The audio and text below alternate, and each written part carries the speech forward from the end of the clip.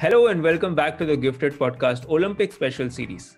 If you're new here, in this special series, we are going to be joined by Olympians of past and present who will be sharing their experience of competing at the Olympics as we learn what it takes to live your life without fear and inhibitions and make your zindagi unlimited. And in that very spirit, this special series is brought to you by Edelweiss Tokyo Life Insurance, which perfectly embodies this very notion of a zindagi unlimited.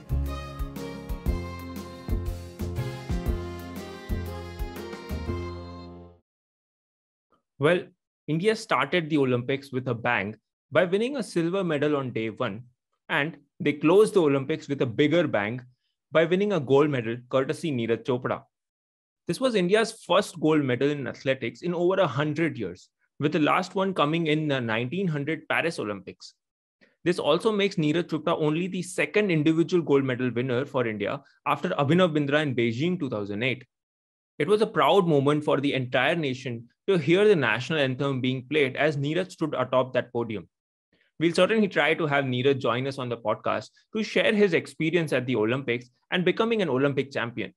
But until we can manage that, let's listen to another champion who knows the similar feeling of winning a gold medal at the Olympics. We spoke with Lindsay Shoup, an Olympic champion in rowing.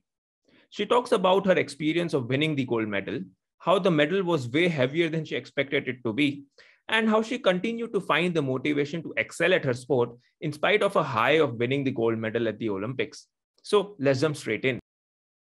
Welcome, Lindsay, to the Gifted podcast today. We're really excited to have you today and learn more about your journey to becoming the Olympic gold medalist and having a successful career as you do. So let's start right at the beginning. And I'm really keen to know, what are the foundations that you believe contributed to you becoming a very successful athlete? Yeah, it's funny because there were lots of things, good and bad, when you're a kid growing up in the country, bumping around, with your older brother and predominantly male friends, simply because there weren't that many girls my age that lived nearby, where I lived in the country. So I spent a lot of time with the boys in the yard and playing backyard games and things like that. And so being a little bit tall for my age too helped me kind of keep up with them as we kind of invented games as we went along.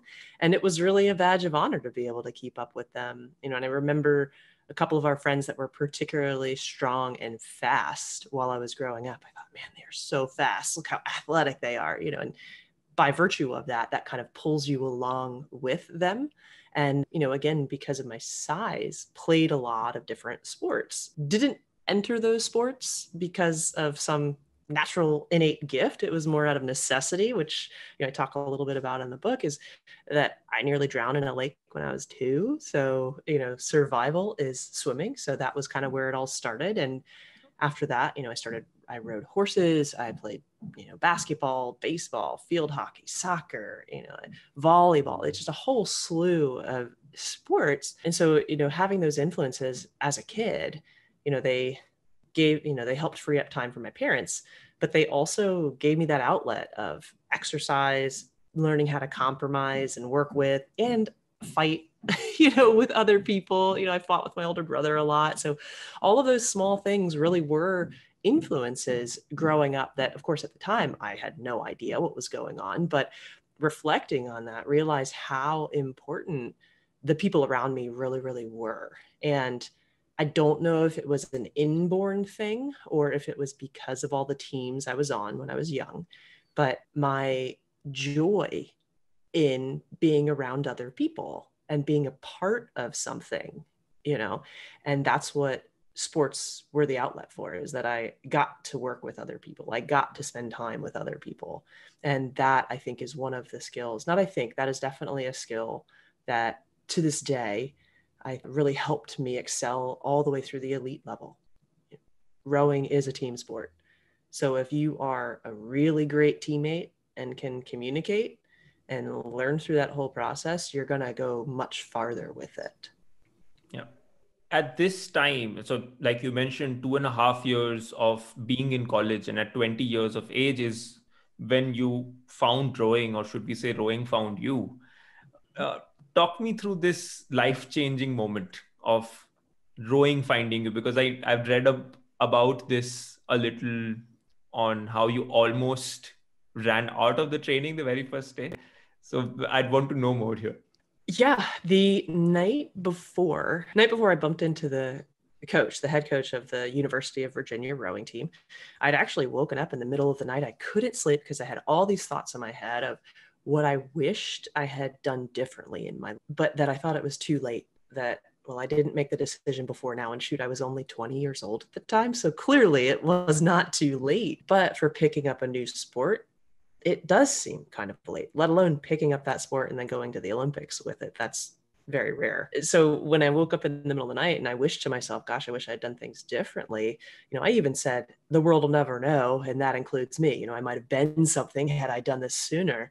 Well, lo and behold, the very next day I bumped into the college rowing coach and he suggested, hey, try rowing. And at the time, it was the right moment where I was like, wow, this is a sign. This is a serendipitous moment. I'll do that because this gaining weight, dropping grades, not hanging out with my friends is not the best version of me. So let's do that. Anything is better than what I was doing. So then that was a decision. 17-year-old insecure me coming out of high school would have never said yes. So I said yes at that moment. But by the time that the first day of actual rowing practice happened, I showed up at the gym. I work my way back in through this meandering maze of hallways and doors. And I stop right before I walk into the gym and finally make that decision of, okay, I'm officially at practice, because I could see through this vertical glass in the door all the people that were there.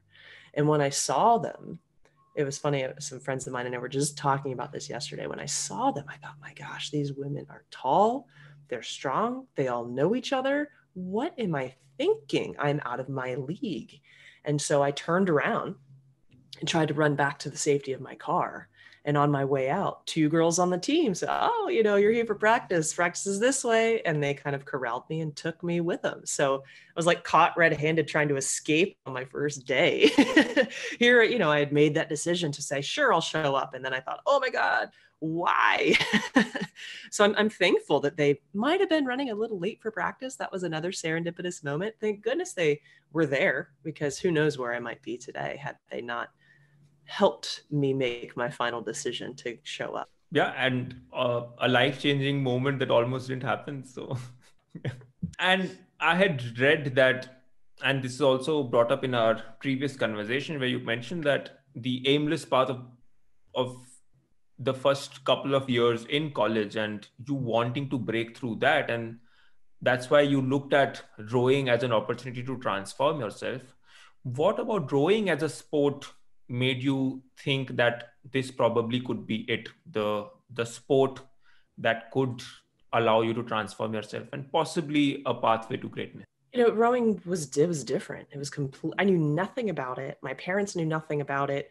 There weren't teams for, high school athletes at the time. There are a couple now, but I mean, it was not a thing where I grew up. In fact, I didn't even tell my family that I was going to join the team. I just said, I'm going to start doing this thing, because it wasn't about them. It was about me. And I was just going to try this thing. And the sport itself, more than any, I mean, I played almost a dozen sports growing up. And rowing was the sport out of all of those sports that allowed me to methodically, gradually, at my own pace, get better.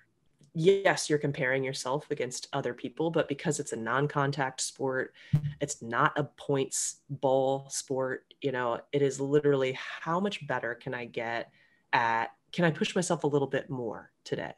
Can I get a little bit stronger? Can I sleep a little bit better? There were all of these very controllable elements that I could learn about little by little, as long as I paid attention to those elements. It's interesting because I've now thought, I actually made a little note on my wall one day to do some research about this, is it made me wonder if one of the keys to being really great at sports is memory and the willingness to track things. And I enjoyed writing. I enjoyed tracking and keeping journals and logs. And my memory, combining those factors, allowed me to truly see all of the minute details that really did matter, and not just the ERC score or the height or the speed running up the hill. It was all of the small things that allowed me to excel. Right. And like you mentioned, it also depends on the individual's ability to learn and retain the information, especially in a team sport where you need to, keep driving yourself and pulling your own.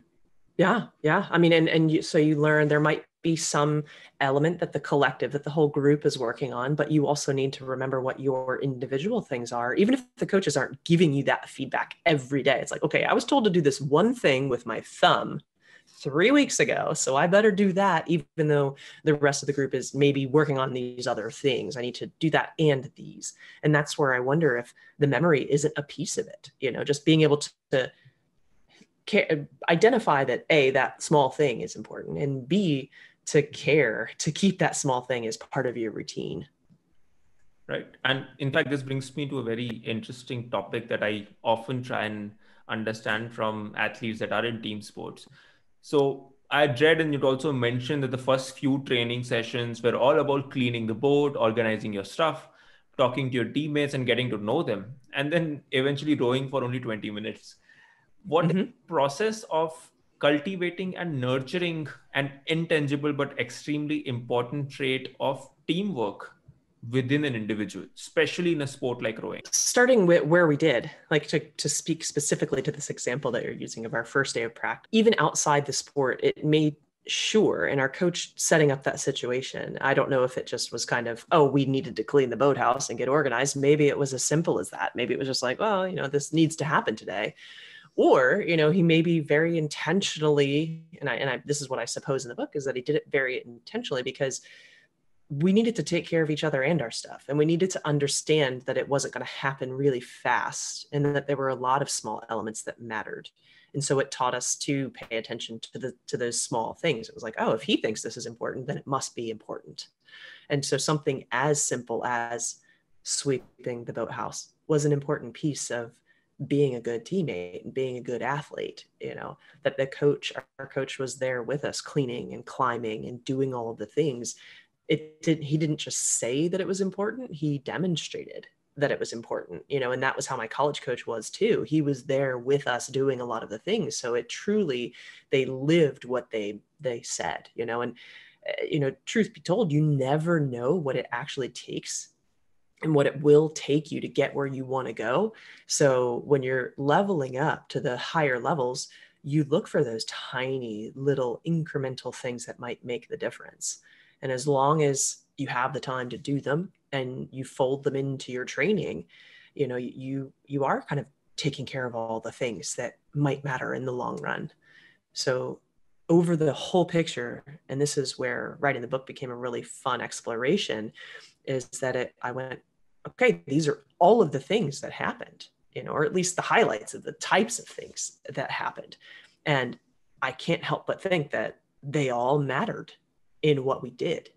If they didn't, then you could just cookie cut our training plan and perform it and win. And that's how it would work. Yeah. But I still, as an athlete and as a coach, firmly believe in the X factor, that all things made equal among two different groups, there are unmeasurable things like innate connection and teamwork. And through that levity, even the practical jokes that we played on one another, that matter, that help you jump off the page, because they allow you to embrace the training more than you might otherwise. Right. And this teamwork is actually something that is so important. Started showing early in your career that within 4 years of you starting the sport, you won a bronze medal at the World Cup in 2005. And that opened the floodgates for gold medals. So gold medal in World Championships 2006 and 7, gold medals in World Cup 2007 and 8. We often hear that winning one gold medal is difficult enough, but doing it consistently for a period of 3 to 4 years is a true hallmark of an individual as well as a team. What would be the biggest factor behind this sustained period of success according? Longevity, and this is something that I love talking about. And this is why I am where I am today. And I love that you're asking this question, because it's like, why did I write the book now? And why did it get informed why did it build out to the way that it did?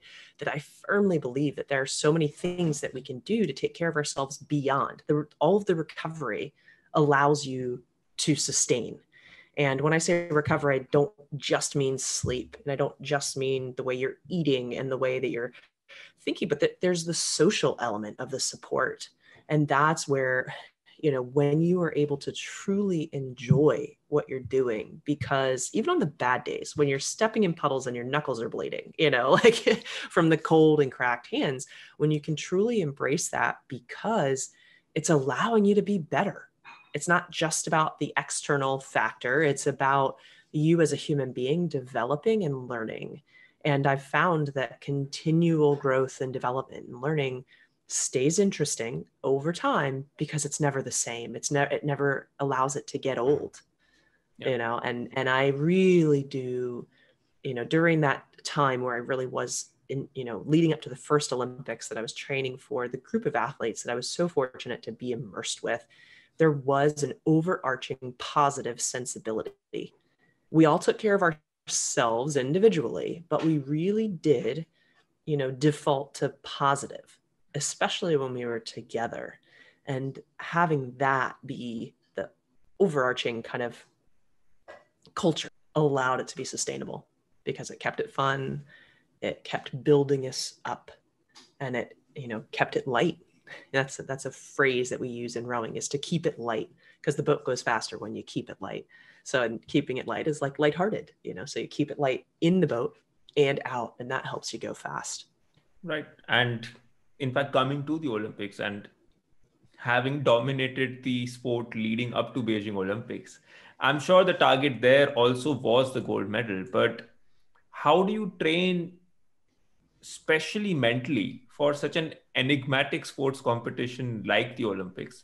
And how do you keep the complacency from creeping in, considering that you have been dominating the sports for so long? In the grand scheme of the Olympics, we actually hadn't dominated for that long. To the outsider, it might seem like a long time, but for us, there were other people that we raced against that had been winning the games for a decade, more than a decade, it's like multiple Olympic gold medals, repeat, and so for us to step into it, we were the underdogs. It didn't seem like it in the years leading up to it. It boded well for us. It showed us progress toward this, getting better every day. Can we get a little better now? Okay, we did that. Cool. Can we get a little better now? Here's for instance, there was a team that was notorious for winning the games. And in 2006, when we set the world record, we'd beaten them by somewhere around 13 seconds, which is a lot in rowing. That's a lot. And then 1 year later, they had cut our 13-second margin to a second, somewhere right around a second. So if they stayed on that, if the trajectory were linear, they would have eclipsed everyone at the games. And so that's their increase in speed in that period of time was like, oh, shoot, yes, obviously we need to keep going, right? We squeaked it out by the skin of our teeth the year before the games compared to the previous year. So we knew that because everyone was chasing, that we didn't want them to pass us. So we didn't train staring at them. We trained toward things that no one had ever done before. So that allowed us to not focus on anything else except what we were doing. This has never been done before by anyone. We aren't staring at anyone else to make this happen. We are staring off into the distance and then looking back at what we can do every single day, which was practice. And when you make the chunks manageable like that, that's the psychological part too. You are physically making the chunks manageable. And so you're biting things off, which allow you to grow mentally too. Your confidence grows as a result of the preparation that you're putting in one manageable chunk at a time. I love that you said enigmatic about the Olympics, because you never understand what that means. I don't know that we as human beings are meant to understand things that are that big, which makes it so special. Yeah. And all the more challenging, but yearning for the individual to train for such a competition. Yeah. I mean, and for me, reflection, and again, people say, did you know what was going on at the time? reflecting and writing the book has allowed me to go, it was about getting better every day. And I've called the Olympics a byproduct of that a couple of times, or once at least before, where had we looked at it as like, oh, we want to beat someone else, that would have limited us. It would have made us only as good as whatever that thing in the past had been. And so when you turn it internal and you can connect it so meaningfully, because at the end of the day, not that we're selfish, but we're kind of innately like survival, ourselves is what we're at. Human instinct is that's our natural human instinct. And so when you can tie what you're doing to helping you grow, that allows you to whatever that outlet is that, like I mentioned before, that allows you to pour more into that. If you think about it, in order to be really wonderful and great for someone else, to be a part of something that a greater whole that is meant to be great, you have to first be good for yourself, because you won't have the tools at your disposal to be that best version of you for someone else. It's weird to phrase it without it sounding selfish, but by making yourself the best version of you possible, you are helping someone else do the same thing. You're giving them the most positive energy that you can. Yeah, very counterintuitive, but so true. And going into the final race at the Olympics, how were you feeling? And could you talk me through your final race? Yeah, and this is fun too, because I have these vivid memories, and really getting to refine writing about this, honestly, during the height of the pandemic, allowed me to sit at my desk for hours on end and focus and put myself and imagine myself in those moments that are so vividly held in my mind. And not only that, look back at the words that I wrote. There are very specific lines in the book that I include as quotes. And those quotes are either quotes that I remember or quotes that I wrote down verbatim that we had. And that's why those are quite accurate, the conversations that were actually had. But sitting at the start line, we all make assumptions about athletes, about anyone that performs at the highest level. And everybody, we're human, we all have doubt. And you cannot prepare yourself for all the doubt. You can do your best to prepare yourself for as much of it as you possibly can, to be as confident as you possibly can be. But you never know how your body is naturally going to respond when you enter a situation, a challenge, whatever it is that you care about. And the more you care about it, the more likely it is that you're going to get nervous, no matter how prepared you are. And sitting at the start line, we went through our routine. And that is something, having a routine from the moment that you wake up, to the moment that you're done with the race, is having it down to the pinky nail, is going to allow you to stay focused on just, okay, I'm managing this process. And that's going to help your mind stay off of the nerves that might otherwise build. You fill it with things that you can do something about, rather than rampant thoughts of what might happen. Well, I'm going to, make sure that I'm brushing my teeth, sleeping well, stretching. My body is as prepared as it can be. My mind is as prepared as it can be. So that when you sit there and you do have that moment of, holy crap, this is the biggest race that this is the biggest challenge I've ever faced in my entire life. This is going to hurt a lot. It's going to be really hard. I'm going to feel terrible in about 5 minutes. Actually, not even in 5 minutes, in about 45 seconds, I'm going to feel terrible.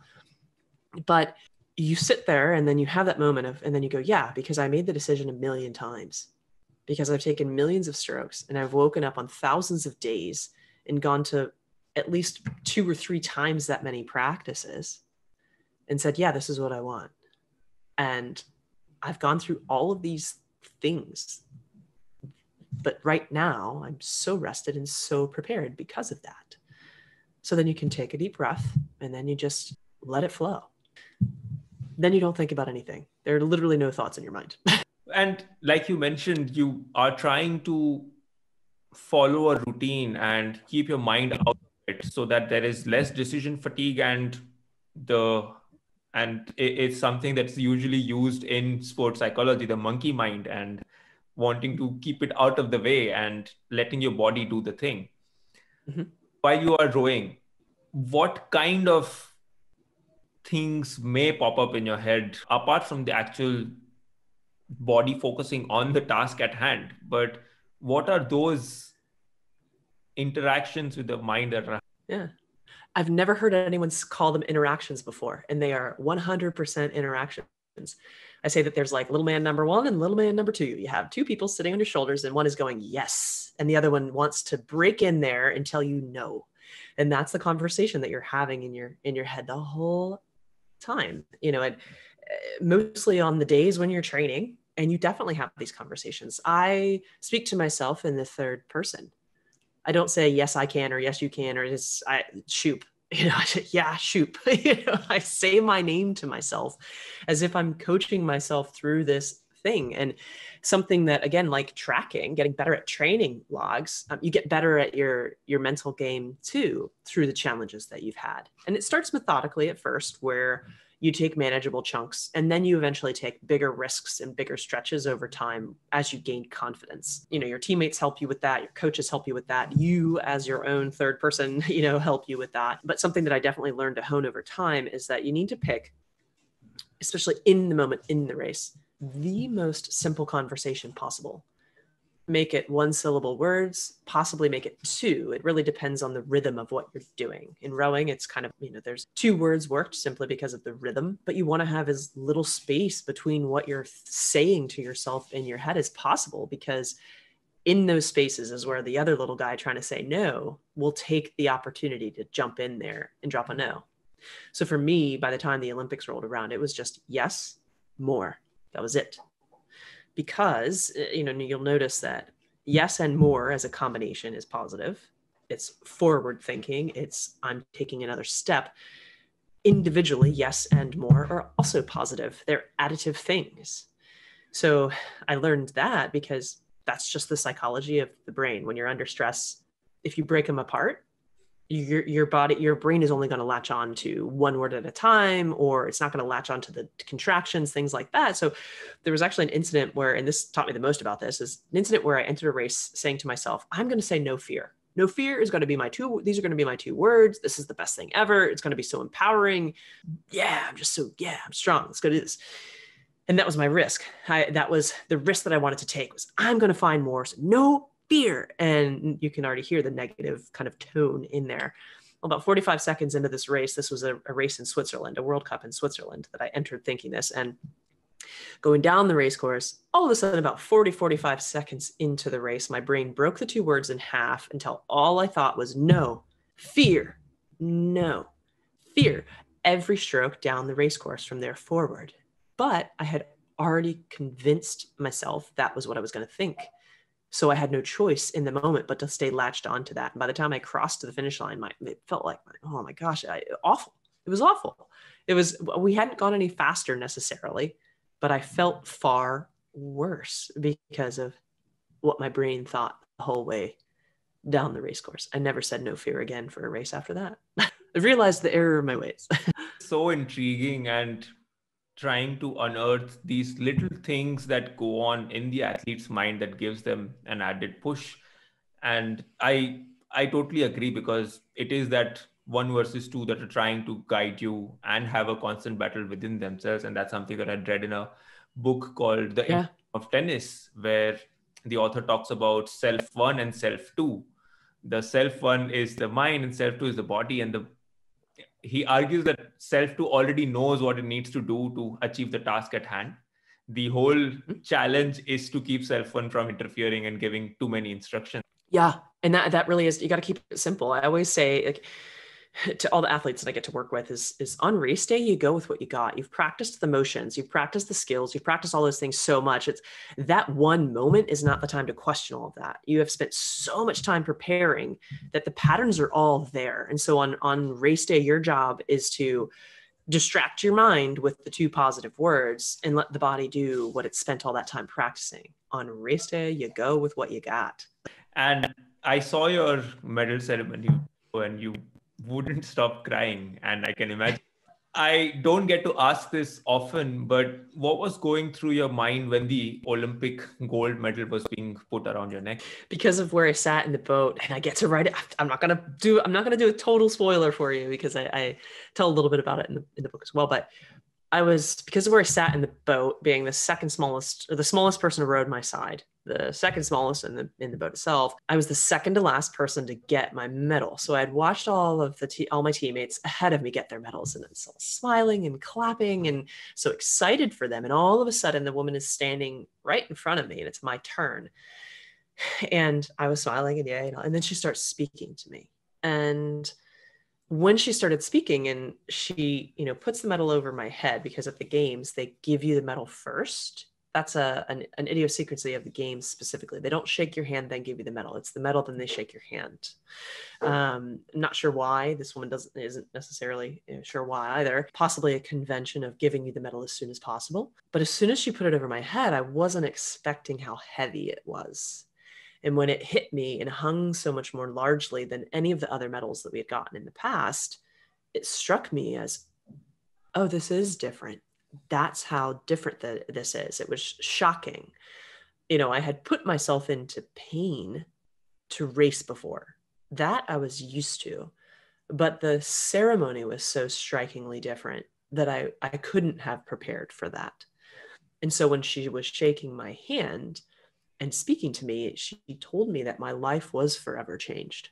And of course I couldn't understand in the moment what that meant either, because it's different for everyone. It's still developing, it's still adapting, it's still evolving. But I started bawling when she started shaking my hand. The woman that gave us our medals, is, a pioneer in women's Olympic rowing. And she's the type of person, the best way I can describe this is, if you were to watch her walk across a room, it would almost seem like she's floating. She's like this ethereal presence that you just have a reverence for and a respect.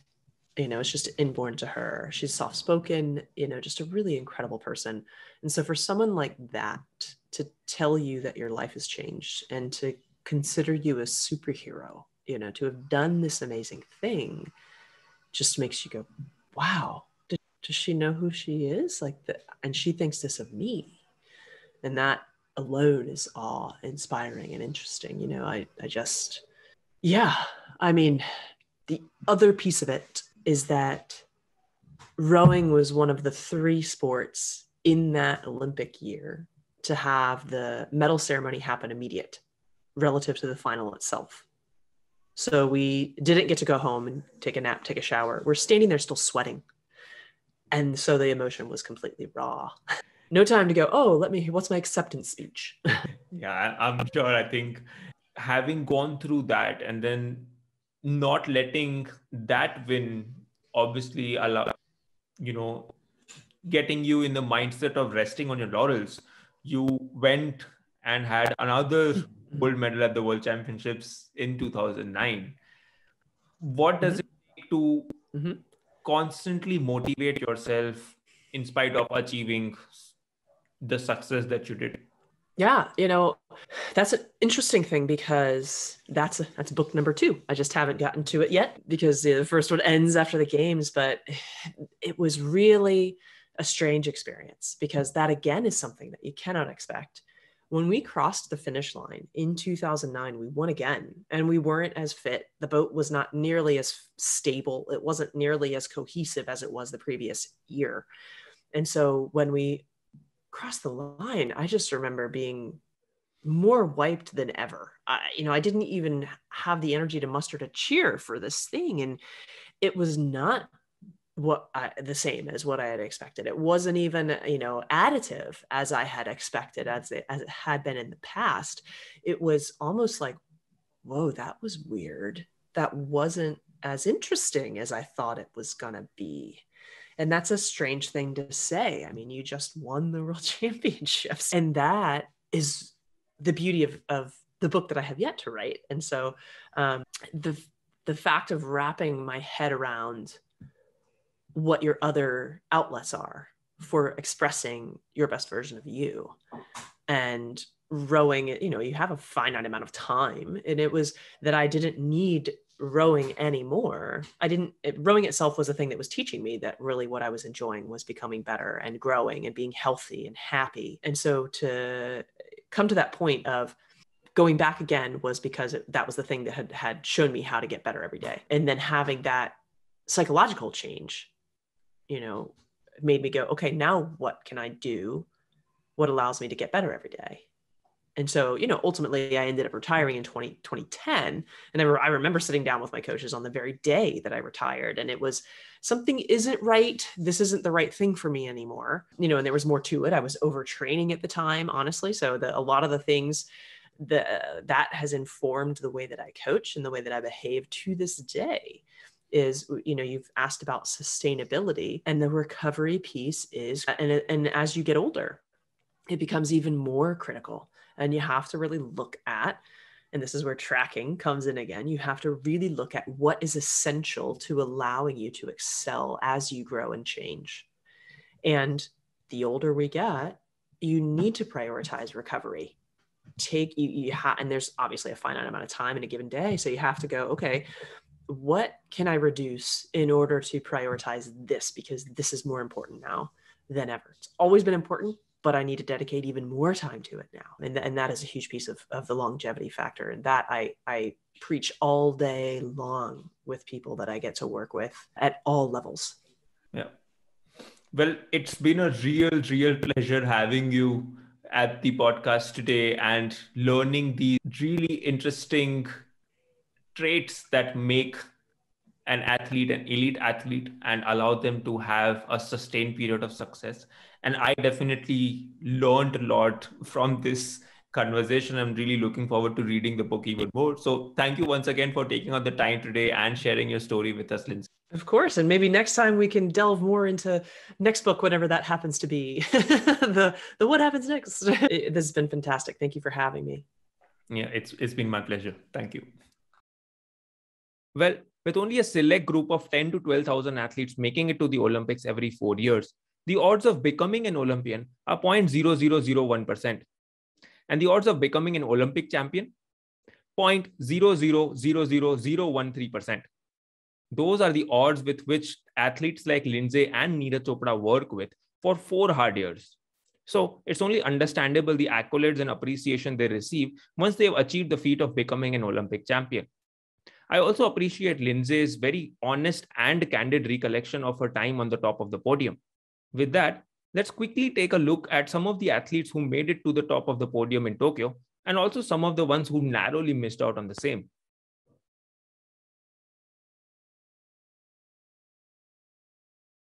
Bajrang won his bronze medal match convincingly as he ran out 8-0 winner against his opponent from Kazakhstan. This, combined with Ravi Kumar's silver, makes it 2 medals from wrestling for India in Tokyo Olympics, and continues India's streak of winning a wrestling medal at every Olympics since Beijing 2008.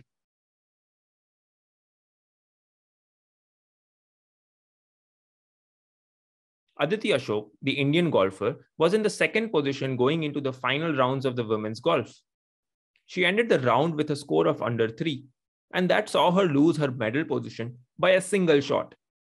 While she'd obviously be disappointed, she can take pride in the fact that she made golf more popular in the country. With that, it's a wrap for another episode of the Gifted Podcast Olympic Special Series. All the medals have been handed out in Tokyo, and the closing ceremony has taken place as we bid adieu to the grandest stage of sport for another 3 years. Join me one last time as part of the Olympic Special Series in the next video as we look at some of the big winners from Tokyo. Until next time, I'm your host, Neeraj Mulani, signing off.